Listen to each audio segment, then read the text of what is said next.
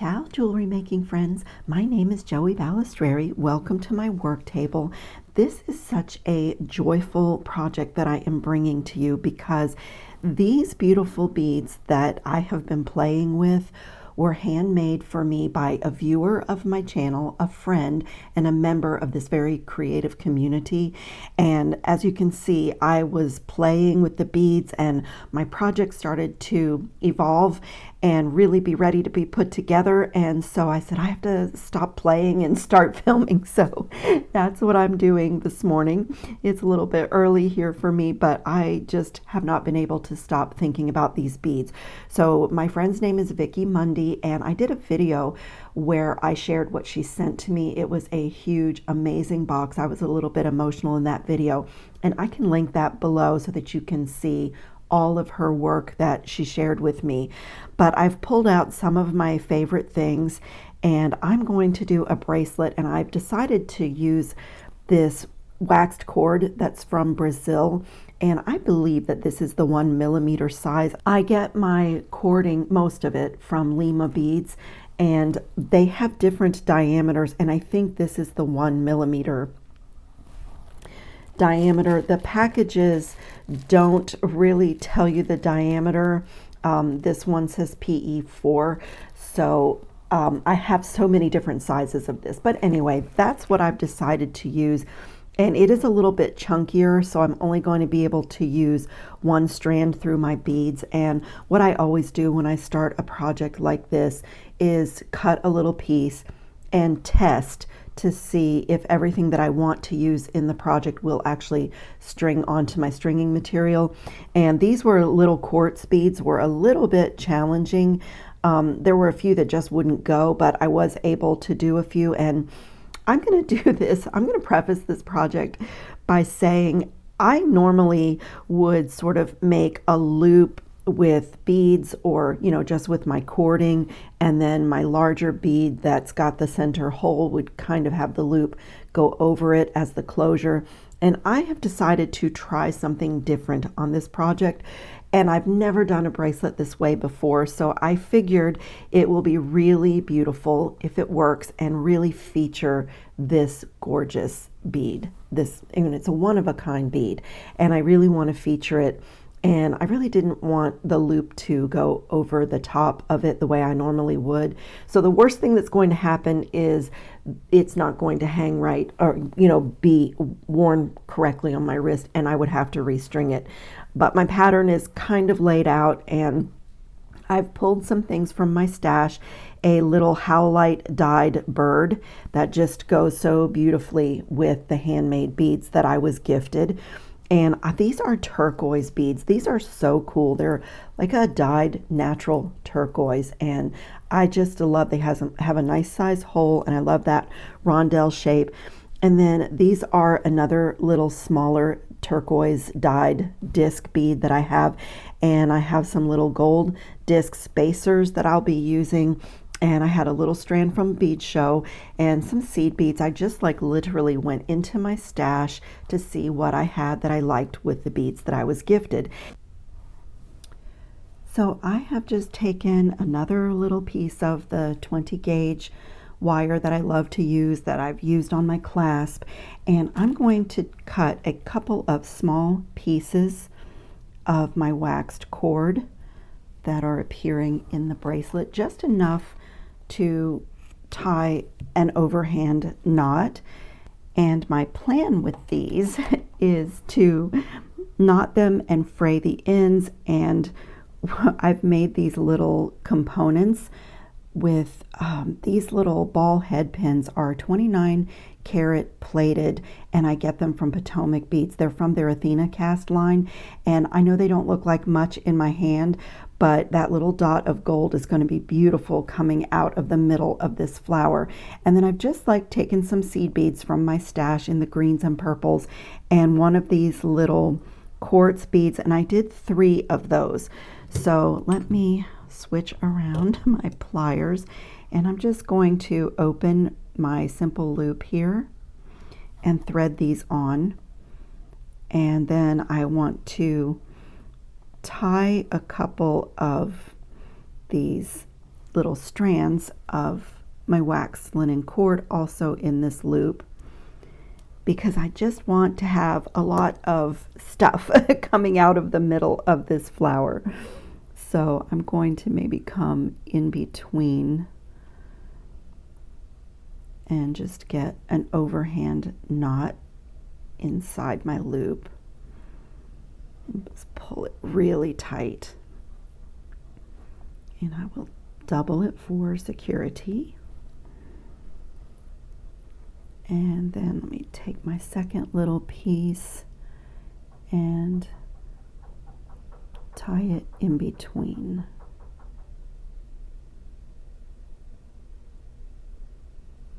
There we go.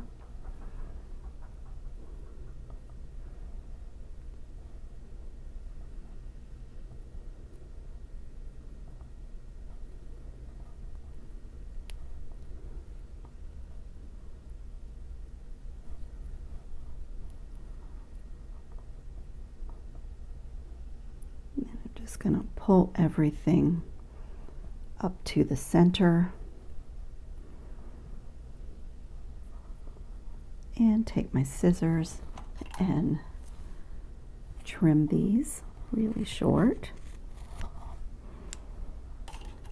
I may even trim them again, but I want to use my knotting tweezer with its little fine tip and just separate all the little fibers of this waxed cord and just let it be fringy, if that's a word. Just wanted to mix the fibers in with the glass and metal in the middle of this flower.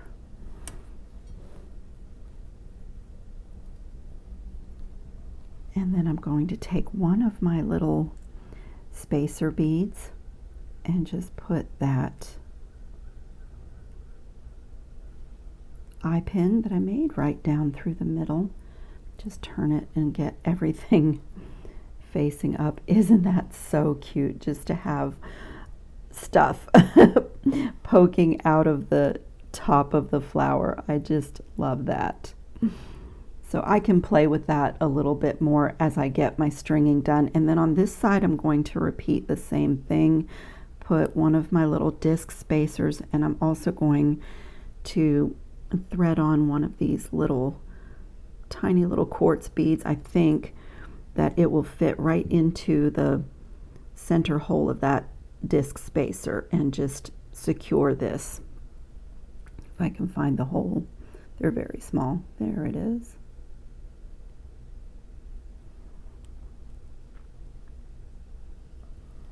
That is so pretty. And then I'm just going to make a simple loop here. Just going to give this a bend. And going to cut it maybe about like that. And just roll this little loop right down to my bead, holding everything together.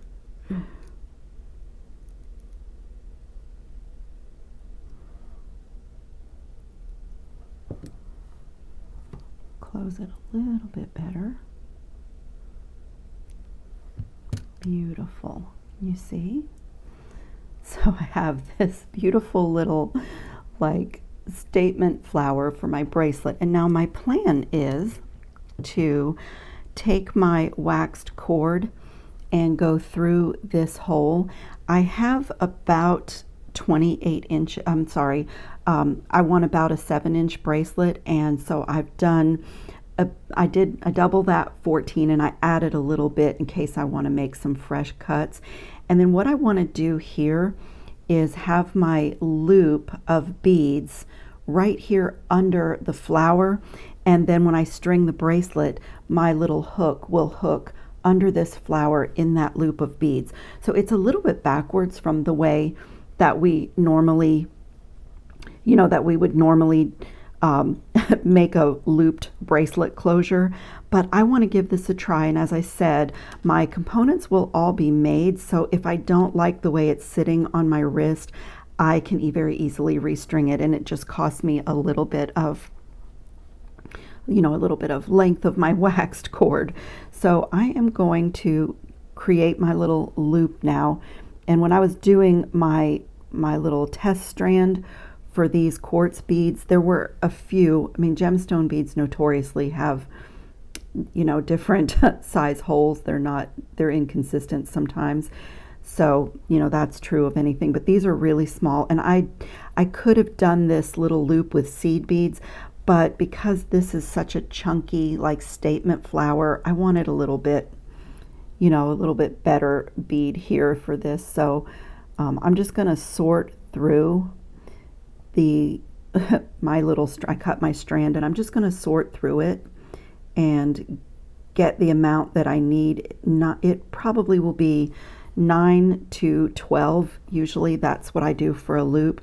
So I'm just going to string these till I have the size loop that I want. And you know, I just love stringing with waxed cord because you can pinch and twist and make a little needle, and it's just really fun. Really easy, fun stringing. And that looks so great. That is a really pretty sized loop.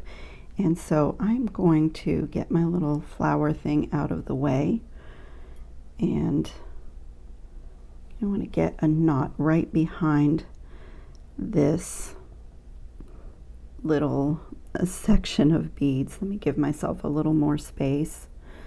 Like I say, this is a little bit of a creative way to do a clasp. I think it will work, but I'm just going to try it.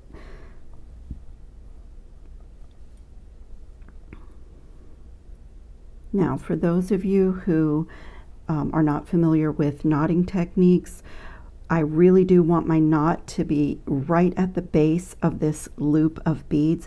So a knotting tweezer is great for that, because once you make your overhand loop, before you tighten it down, you reach inside the loop and grab your cording right where you would like that knot to be. And when you pull, the knot will land right where the tip of your tweezer is. And so it gives you control of where your knots go. And then when you pull the tweezer out, you can actually use the tweezer to make the knot really tight. And I may put a little jewelry glue on this loop just for security. It is honestly not necessary with the wax cord, because when you make your knot and tighten it down, it really grips. But sometimes I do it just to be just to be safe. So let's see how this is going to look. I'm going to pull this little loop right behind my flower. That's really pretty. And then when I finish stringing my bracelet, this little hook, I might need to open it a little bit. This little hook should be able to loop right in there. So we'll see if this is going to work. I haven't decided if I'm going to maybe put some little beads on this, or I'll just let this hang out until the bracelet is finished instead of cutting it away now, and that way I can decide what I want to do. And so the other thing is, I made this bracelet in one of my upcycle video series, and it is absolutely perfect for me. The length, everything. So what I think I'm going to do, instead of using a ruler, is just lay this bracelet out here and kind of use that as my measurement, because I've sort of created a pattern here that I like, but I would like to get this length to be as close to this bracelet as I can, because this one has just really been perfect for my arm. And so I have one extra bead from Vicky's little stash here. And so yeah, one extra little bead in case I need that for my stringing. And one of the reasons, again, if you're new to knotting, one of the reasons that I have so much material here is because knotting eats up a lot of length of cord when you're creating, and you just, you know, I'd rather have extra and then save it out for a pair of earrings, or, you know, a little technique like this where I need little scraps to make tassels, than I would to run short. So I'm going to start off with, let's see, what do I want to do? I think I'm going to start by tying another overhand knot here. I want this to be really secure. Let me get some overhand knots in here really tight. Maybe do a third one just for good measure. And so that's what that looks like. I don't know, probably will cut that off, but I wanted to do all of this on a single thread just because I didn't really want to have a thread on the outside of my beads. They're just so pretty and I just kind of wanted it to not be on the outside of my beads. And so I have like these little spacers. I think I'll start with one of those. And maybe one of these little gold discs. And let's see, my green one.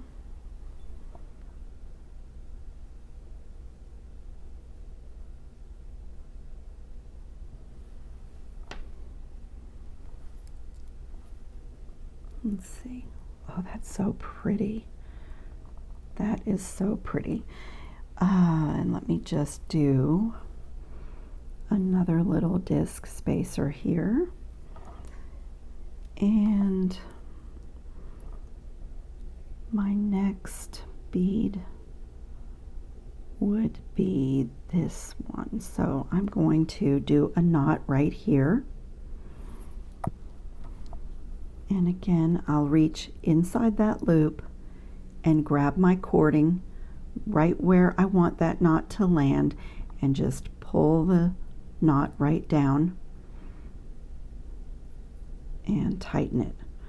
And let's see if this is going to, these spacers have a pretty large hole. So I'm going to have to do that again to make it fat enough so that it stays. So you can also, when you're knotting, you can do, I'll show you on the next bead, that you can do like a surgeon's knot and wrap it 2 or 3 times if you need a thicker knot.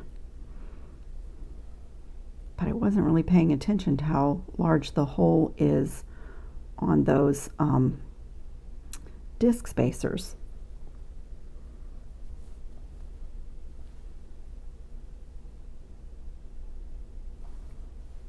This one,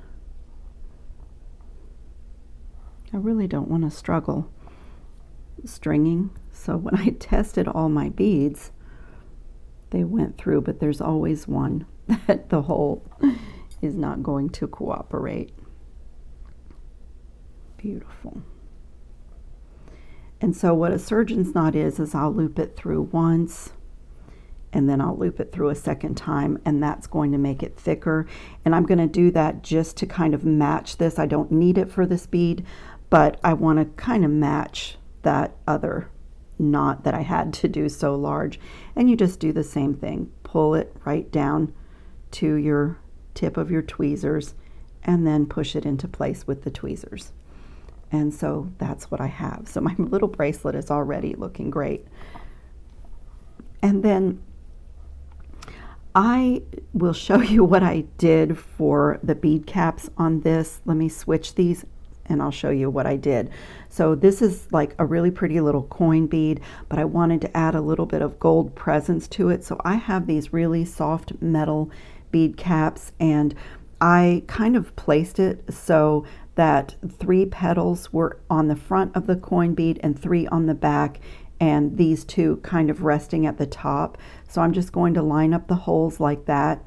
Can you see that I have a petal, and so that makes it even. And just with my fingers, I'm just going to press it into the bead. You could come in with your nylon jaw pliers if you need to mold. I love these like soft, malleable metal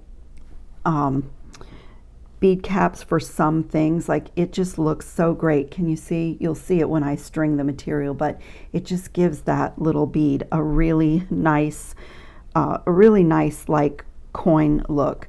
Let me string this one and then I'll do the the one for the other side.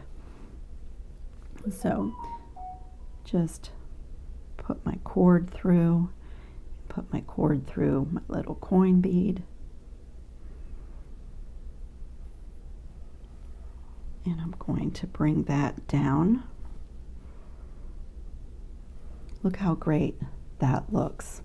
And so what I do, like, I really want it to be molded to it. I don't want to damage anything, so I'll take my nylon jaw pliers and give it its final little pressure so that it's snuggled really closely up to my bead.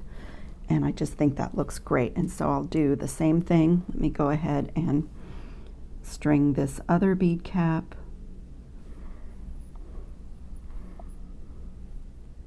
And just get it lined up so that 3 of the petals are on either side of the coin bead, and just a little bit of pressure. I just want to make sure I don't damage my clay bead at all. And that's what that looks like. Isn't it beautiful?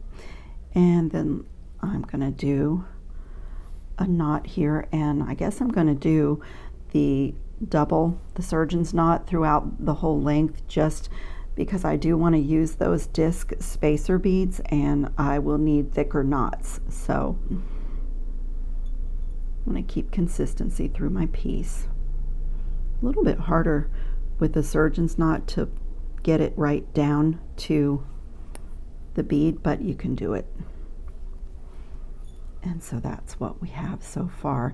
Already this feels amazing. It's fluid, and I can hear a little jingle from all this stuff I put in the middle of that flower bead. I am already really loving this. It's so pretty. I really love this extra flower bead. This one had a little bit of an irregular hole, but oh look, it's going through.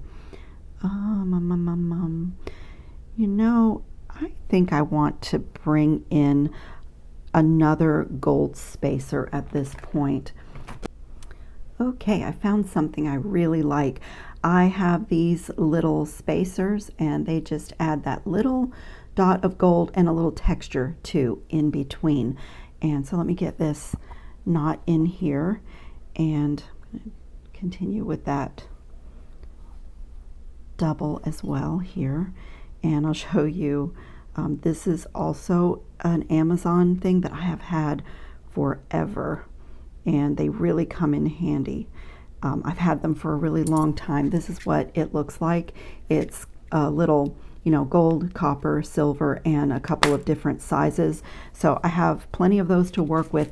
If I can find this on Amazon, because I've had this for about 4 years, I'll try to link it below, because they are really handy little spacers, and I really love the way that kind of mixes in with the knot in between.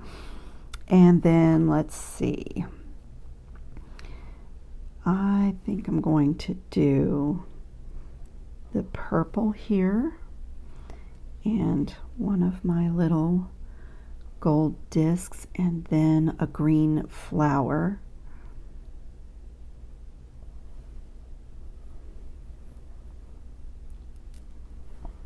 Just bring that down. Oh, look how pretty that is. Oh, I love it. And I think I do want a disc spacer here so that I have a little bit of gold on top of my howlite bird. Let me see.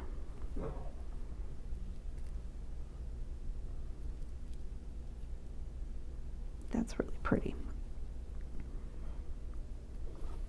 So we know that the holes on the disc spacers are a little bit large, so try a double knot this time.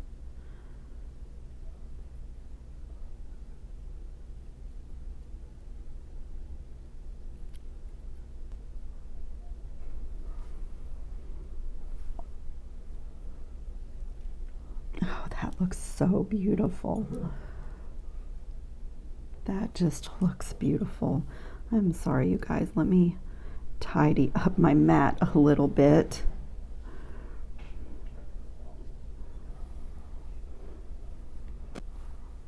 I had a little interruption, so I had to pause and I took the opportunity to clean up my mat a little bit. I'm having so much fun with these beads, and handmade beads that were gifted to me like this are so inspiring, and I found myself just really playing and playing with everything. And I glanced in the camera and said, oh my goodness, they can't see what I'm doing. So here we are. So I am going to kind of continue like this, just working out my pattern right to the end of the bracelet. And as I said, the bracelet that I made in my video a week or so ago is just so perfect, and I have just worn it and loved it. So I've decided to try to use that to get my sizing the same on this one, even though it's got a different closure. Oh my goodness, I just love this. It's so pretty.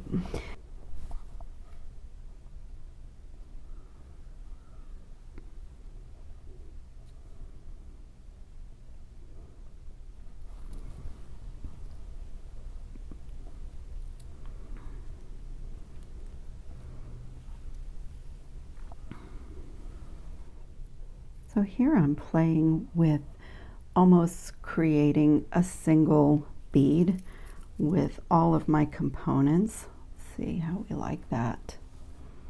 That's pretty. I'm going to keep comparing it. Oh, I'm already past the length that I need. That is my tendency. I tend to make bracelets really long. I tend to make them too long because I love stringing and I love making patterns, and I get carried away, and the next thing I know I have a 12-inch bracelet. It's a thing with me. Let me see if I can shorten this. Yep, that puts me right about the same measurement as this one. So I think that's going to finish me off. I have one bead here that I don't need, and I'm going to do the same thing that I did on this one. Can you see? I tied my cord off to a double jump ring and then added my clasp on the end. And so yeah, and this just is great. And this one I did with the 0.5 millimeter cording, so I don't know if the camera will show you how much thinner it is, but for these beads I liked this chunkier cord. So I'm going to do a final double knot here.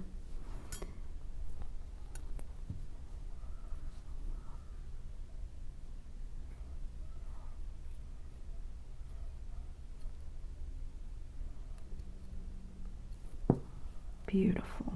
Let's see how I did. Oh, it looks like it's going to be great. Okay, so what you see here, the little hook that I made, and also I have some jump rings that I made, and I just did varying sizes, and so I want to pick out two of these ones that are about 5 millimeter. Get two of them, and going to close them really well, and then run my string through both of them at the same time and do a knot. When you're knotting in a jump ring like this, you want to make sure you have it perfectly closed and, you know, a perfect complete circle, because you don't want your knot to slip through. And like I said, it's not really necessary to do glue with knotting with waxed cord, but sometimes I do it on the end of a piece like this just for security reasons. Jump rings right on the end, right on the very end of my bracelet, nice and tight. And I think I'm going to run my cord through one more time just for security. Just make a loop and just get a double knot in there, and it looks good. The knots on this cord act as kind of like beautiful spacers for your bracelet. Okay, center everything. And I think, let me see how I did on my length. My length is really perfect, but I think that I need to do I had made this one, but I think I need to do a hook that's small and doesn't have this length and doesn't have this ring there. So let me get a little piece of my 20 gauge wire and we will do a little fast hook. I just take a couple inches of wire. I'm going to do a coil here. I want a decorative coil on this end. And I think I'm going to open both of the jump rings and just slip this little coil right onto my double jump rings that I made.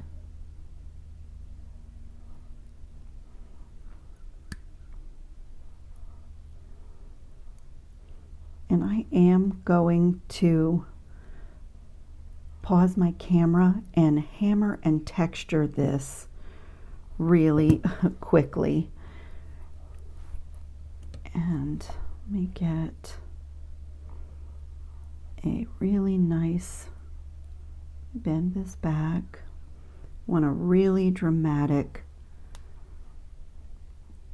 hook here. A little hand sculpt. I usually don't spend too much time on the shape of a hook until after I hammer it because everything changes and spreads out when you hammer. And I'm going to cut that right about there and make another little decorative coil on this end. I love making my own hooks for bracelets. It's so inexpensive, and you know, it's the wire that I use in everything, and I just think they are so pretty. Let me pause really quickly and I'll show you. I have my bench block here and I'm just going to put this on here, and I'm going to use my ball peen hammer, this little side, to flatten it. I'm going to hammer both sides and then put a little texture in it with the ball peen side. And so it doesn't take much, just a little bit of pounding, and this will be ready to go. I'll come back before I do my final shaping and hand sculpting and show you what we can do to like put the finishing touches on it. So just a second for you guys. Okay, my little bit of hammering and texturing is done, and so you can see that it's sort of changed the shape that I had going. So I'm going to come back in and do my final little sculpting and get my hook. You know, I like to play with it a little bit and get the shape that I really like, and also a shape that will not slip out of my ring, you know, that's exaggerated enough. And I just think these look so artisan and so organic. No two ever turn out alike for me. They all have a little different shape and texture, so they're really like one of a kind, and it just adds a little something. I even like, I don't know if you noticed me doing that, but I even like to pinch down on my wire with my round nose pliers to get a little extra texture, like almost like little diamond cutting in it. It works really well just because it's so small.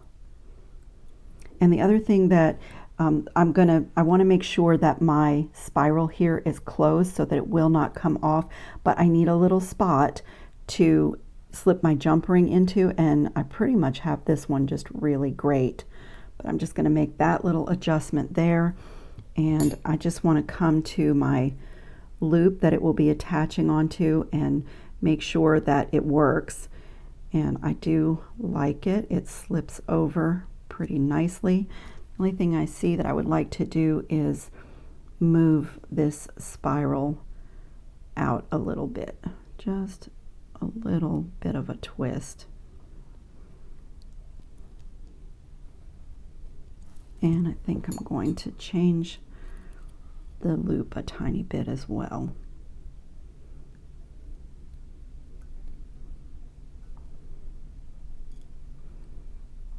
I like my hooks to be kind of exaggerated, so that's what you can do after you have hand sculpted. And as you can see, if you aren't thrilled with one hook, set this aside because it may be perfect for another project.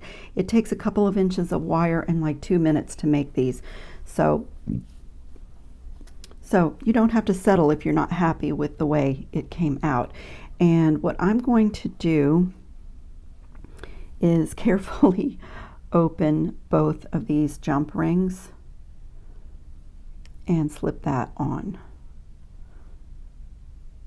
And this is, you know, another nice thing is I made these jump rings out of that same 20 gauge wire. So all my wire matches and it has an anti-tarnish coating on it. And so I really like that.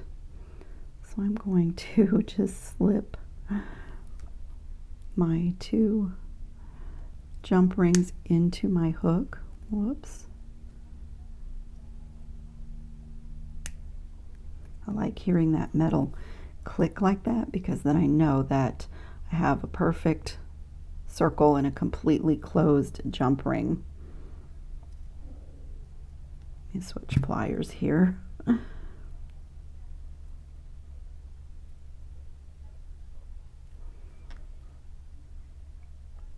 Sometimes put my plier on the inside.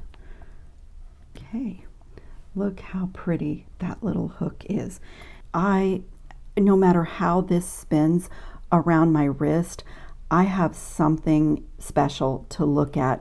My handmade clasp, these little quartz beads, this stunning handmade flower bead, and every single one of these beads, including my bird, is just absolutely gorgeous. So I think I'm going to cut away my tails of waxed cord now.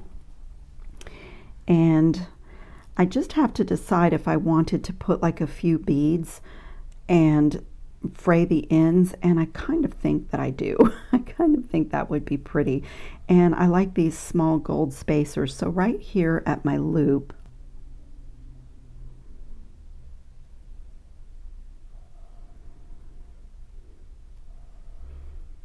that is so pretty. Just a little detail. And then I'm going to put a knot in the end here and also fray the end of this.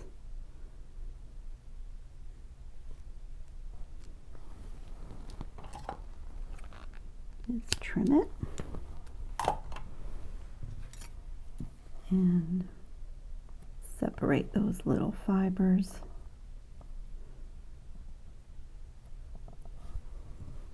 And on this end, let's see, do I want to fray that one too? I think I'm going to leave this end clean. Executive decision. I think I'm just going to trim this away, and I will put a little GS Hypo Cement. This makes perfect little earrings, so I will save that. And I'm going to just put a little dot of GS Hypo Cement on that knot just because it is the very end of my bracelet. And this beautiful creation is really done, except that I will do one more thing, which I do to all of my pieces where I have used fashion jewelry findings. I will take my Potomac Beads Permalac Clear Coat Protectant, and I will brush all of these little, like these little spacers and these little bead caps. I will brush all of them. It's really simple. If you can polish your nails, you can do this. And so I just take a moment after my work and I will go through and just give all of these little components that I have used just a little coating. And if you touch your bead with it, it really doesn't do anything because it dries clear. And this is a really special piece to me because It was my first ever friend mail that I received since I started my channel, and just that alone is absolutely wonderful. But the fact that these beads were all handmade is just like really amazing. So I will finish this off camera, but that is all I do, is go through and just give a little coating to all the base metal in my piece. And I just thank you so much for watching. It would be lovely if you have not subscribed to my channel, if you do that and give it a thumbs up, because it really helps support my work and it doesn't cost you anything or obligate you to anything. So thanks a lot for watching and for choosing my video today, and I will see you all in the next video. Ciao, jewelry making friends.